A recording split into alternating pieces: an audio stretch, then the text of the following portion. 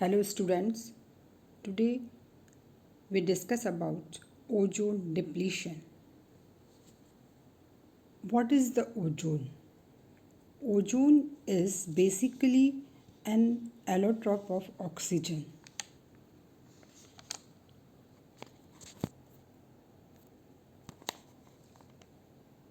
Ozone is a triatomic form of oxygen. Ozone oxygen के तीन molecule से मिलकर बनता है और ये एटमॉस्फेयर में पाया जाता है। अब ये एटमॉस्फेयर में कहाँ पाया जाता है? जैसे कि आपको इस डायग्राम में भी दिखाई दे रहा है, हमारे एटमॉस्फेयर में कुछ लेयर्स होती हैं, जैसे ट्रोपोस्फेयर, एटमॉस्फेयर, मीजोस्फेयर, ये वायुमंडल की परतें हैं।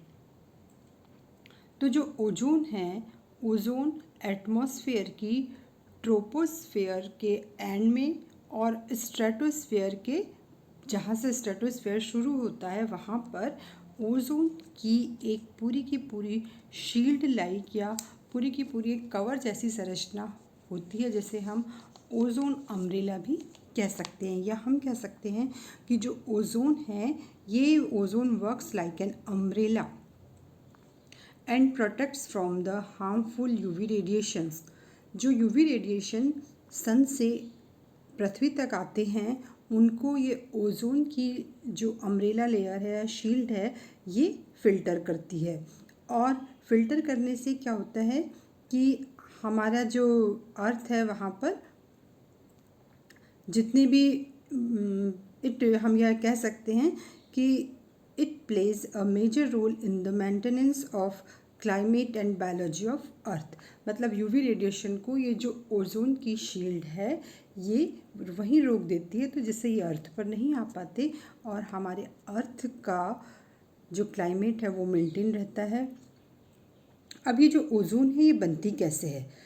अधिकतर क्या होता है कि ओजोन नेचर में स्ट्रेटोस्फेयर पर बन जाती है। कैसे? क्योंकि वहाँ ऑक्सीजन के मॉलिक्यूल्स होते हैं और ऑक्सीजन के जो मॉलिक्यूल्स होते हैं, ये बहुत यूवी लाइट के प्रेजेंस में बहुत जल्दी कंबाइन होकर मिलकर ओजोन बना लेते हैं। अभी आपको बताया कि ऑक्सीजन के तीन मॉलिक्यूल मिलकर ओजोन बना लेते हैं। तो हम कह सकते हैं the O3 readily absorbs UV light and dissociates into its constituent component। अब जो O3 है, ये या ओजोन है, ये क्या होता है? ये बनती भी रहती है और ऑक्सीजन में टूटती भी रहती है।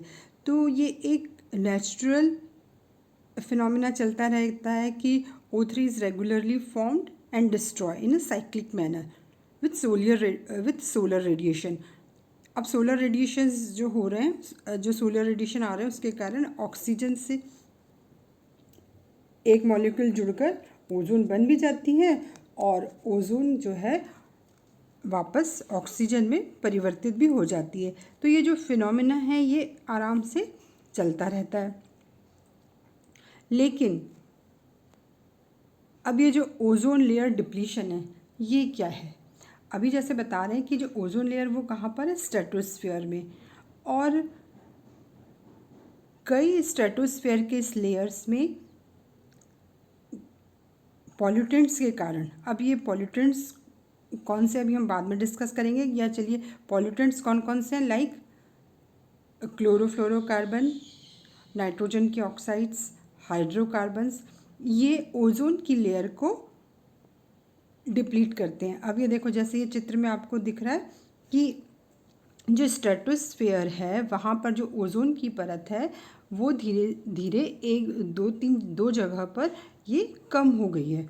तो ये जो ओजोन की लेयर है, ये जितनी होनी चाहिए उसकी मोटाई, उससे कम हो गई है। तो this phenomena of gradually depletion of the protective ozone layer in the stratosphere is termed as ozone layer depletion. और हम इसको कह सकते हैं कि यहाँ पर ओजोन लेयर का डिप्लीशन हो रहा है। तो जो ओजोन लेयर का डिप्लीशन हो रहा है, वो किन केमिकल्स या किन पॉल्यूटेंट्स के कारण हो रहा है?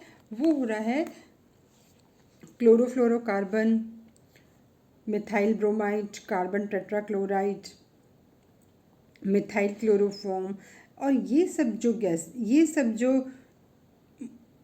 केमिकल्स हैं, दीज आर द पॉल्यूटेंट्स। अब जैसे जैसे कोल्ड स्टोरेजेस या एयर कंडीशनर्स हैं, रेफ्रिजरेटर्स हैं, उनके ज़्यादा उपयोग से क्लोरोफ्लोरोकार्बन का बहुत उपयोग हो रहा है, और इस वजह से वायुमंडल में ओजोन की मात्रा जो है धीरे धीरे डिप्लीट होती जा रही है। अब कुछ कार्बनिक यौगिक जैसे क्लोरोफ्लोरोमीथेन जब बहुत अधिक मात्रा में एटमॉस्फेयर में इकट्ठे हो जाते हैं। अब ये देखो, जैसे आपको ये जो डायग्राम दिख रहा है, the mechanism of ozone layer depletion. अब इसमें कि ओजोन लेयर का जो है डिप्लीशन वो कैसे लगातार होता जा रहा है। जैसे कि कोई भी मॉलिक्यूल्स हैं, ये मॉलिक्यूल्स खासकर क्लोरीन मॉलिक्यूल जब वातावरण में स्वतंत्र रूप से आ जाते हैं, अब किन के कारण आते हैं? यूवी रेडिएशंस के कारण। तो जो जैसे कि क्लोरोफ्लोरोमीथेन या जिनमें भी क्लोरोफ्लोरोकार्बन्स जिनमें क्लोरीन है, तो ये यूवी रेडिएशन के कारण इनमें से जो क्लोरीन का एटम फ्री हो जाता है, और ये जो फ्री क्लोरीन है, ये फ्री क्लोरीन का एक मॉलिक्यूल 1,00,000 से भी अधिक ओजोन मॉलिक्यूल से रिएक्शन करके उनको ऑक्सीजन के सिंपल मॉलिक्यूल में परिवर्तित कर देता है। तो ये जो है एक्टिविटी लगातार चलती रहती है, मतलब जैसे ये एक पूरा साइकिल लाइक स्ट्रक्चर चलता रहता है। अब पहले जैसे ये क्लोरीन है, इसने ये O3 पर रिएक्ट करेगा और इसने एक ऑक्सीजन को अलग कर दिया, तो जो ओजोन है वो किस में परिवर्तित हो गई? ऑक्सीजन में। और फिर ऑक्सीजन का एक मॉलिक्यूल फिर अलग हो गया, और फिर वो क्लोरीन ऑक्सीजन के मॉलिक्यूल से भी अलग हो गया, और फिर वो फ्री हो गया। तो ये जो साइकिल है कि ओजोन का डिप्लीशन लगातार होता रहता है। तो इसके परिणाम स्वरूप क्या हो रहा है कि एटमॉस्फेयर में जो आपकी शील्ड है उसमें ओजोन की जो लेयर है वो कम होती जा रही है। तो इसके कारण डायरेक्ट सन से यूवी रेज बहुत अधिक मात्रा में पृथ्वी पर आ रही हैं। अब जब यूवी रेज पृथ्वी पर बहुत अधिक मात्रा में आएंगी तो ये हार्मफुल होंगी। अब जैसे ये वाला जो डायग्राम है, यदि इसको अभी आपके सामने जो डायग्राम है इसमें ये हम देखें तो इसको आप थोड़ा सा बड़ा करके देख सकते हैं कि ये जो फ्री क्लोरीन एटम है, ये फ्री क्लोरीन एटम ऑक्सीजन को हटा देगा। 3 ओजोन में से एक ऑक्सीजन को इसने हटा दिया।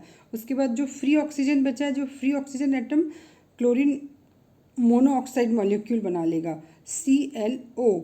जो फ्री ऑक्सीजन एटम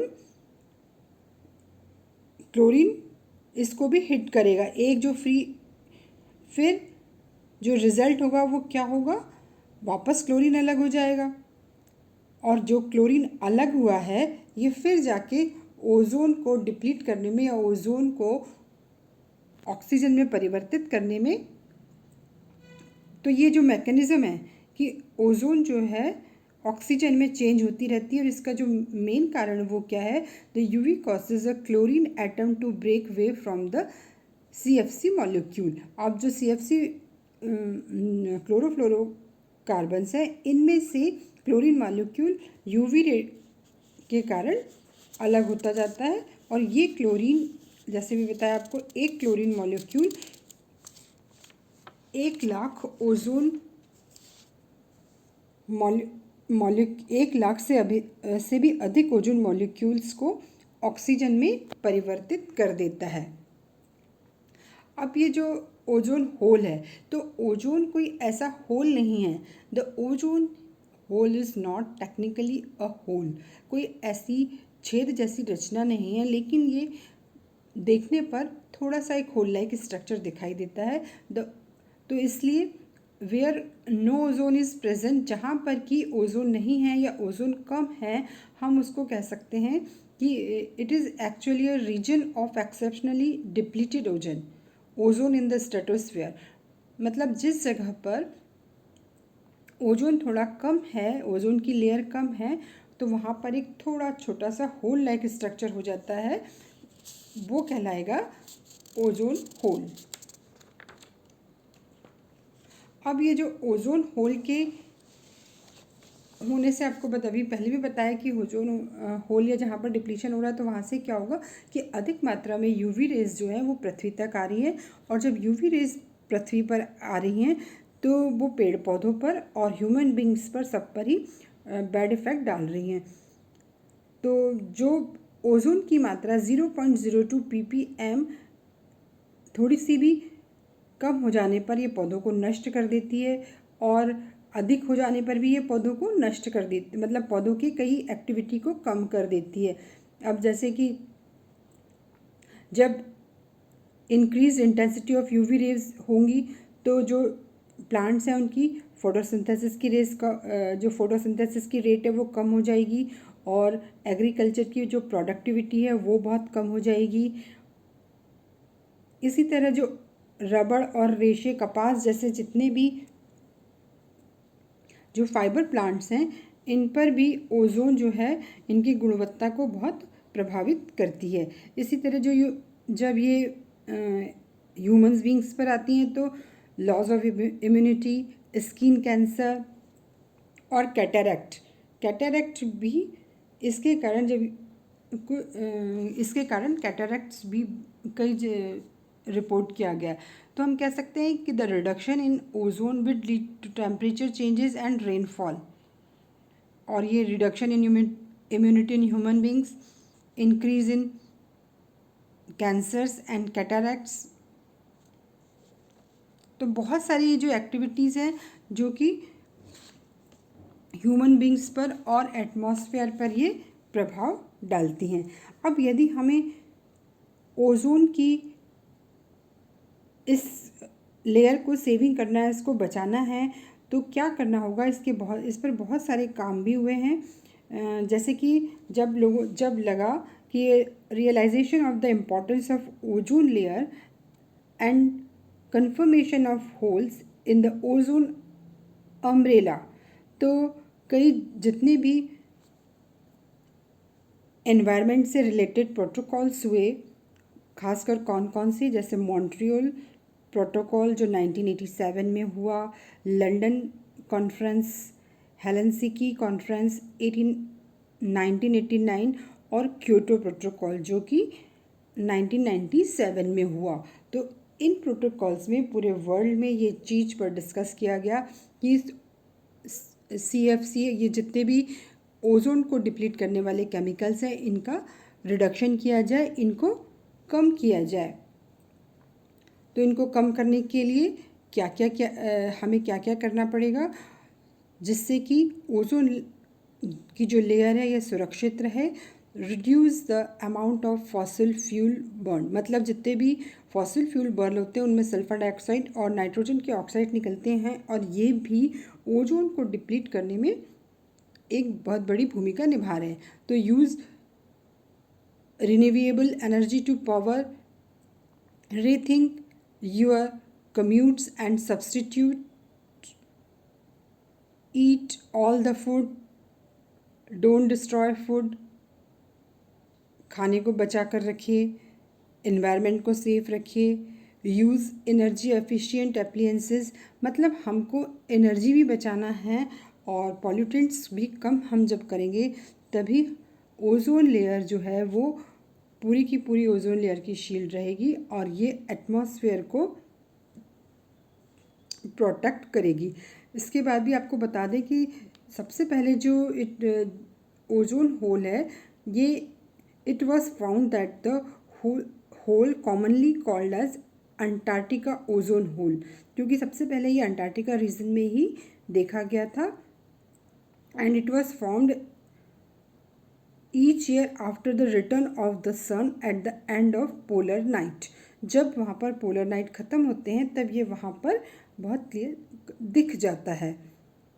और development of the phenomena occurred parallel to the increase of the atmospheric chlorine.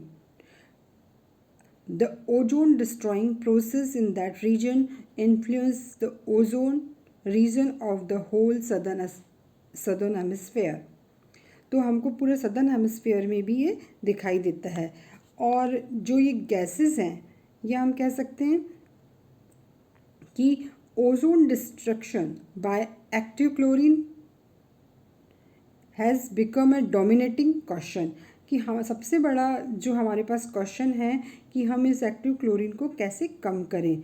और ये जो ट्रेस गैसेस एलिमेंट हैं जैसे N2O, मीथेन और कार्बन डाइऑक्साइड, ये cooling of the stratosphere has been leading to low loss of total ozone. तो ये भी जो है वहाँ पर इकट्ठी होकर ओजोन को कम करने में हेल्प करती हैं। तो हमें पूरी कोशिश यही करनी चाहिए कि जो एक्टिव क्लोरीन है ये एटमॉस्फेयर में कम से कम जाए, और धीरे धीरे इस पर काम हो रहा है।